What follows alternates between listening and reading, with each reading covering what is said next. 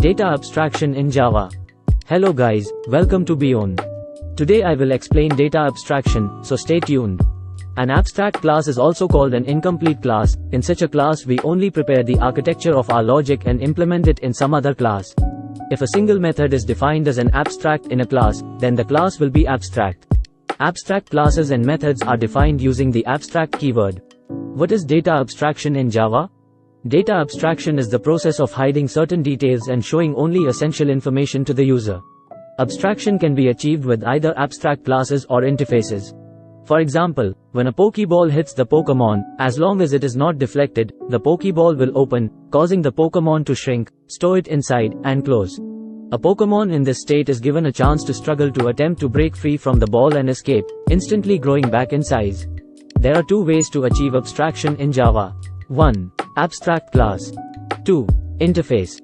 Encapsulation vs data abstraction. 1. Encapsulation is data hiding, information hiding, while abstraction is detailed hiding, implementation hiding.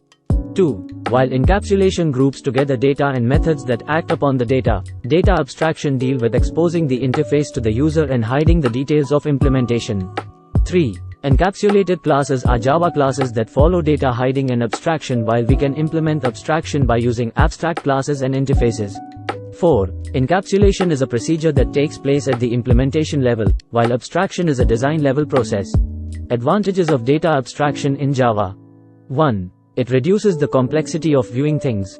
2. Avoids code duplication and increases reusability. 3. Helps to increase the security of an application or program as only essential details are provided to the user. 4. It improves the maintainability of the application. 5. It improves the modularity of the application. 6. The enhancement will become very easy because without affecting end users we can able to perform any type of changes in our internal system. Disadvantages of abstraction in Java.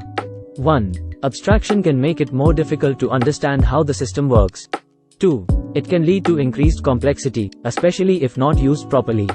3. This may limit the flexibility of the implementation. Conclusion. Abstraction is used to hide background details or any unnecessary implementation of data so that users can see only necessary information. This is one of the most important and essential features of OOPS. Predefined functions are similar to data abstraction.